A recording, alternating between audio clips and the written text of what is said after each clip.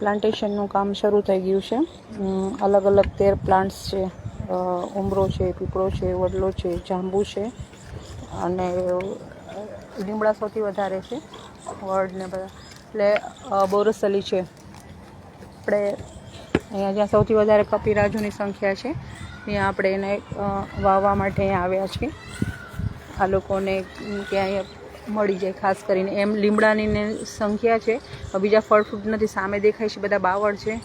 તો ચોમાસું છે એટલે હરું ગ્રીન લાગે છે. પછી આ બધું સુકાઈ જવાનું છે શોર્ટ ટાઈમની અંદર.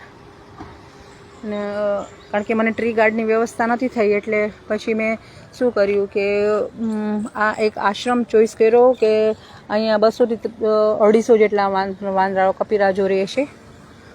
એટલે એમ થયું કે ફ્રૂટ્સ ને બધા અહીંયા વાવીએ આપણે તો એ લોકોને ખાવા મળે, એટલા માટે થઈને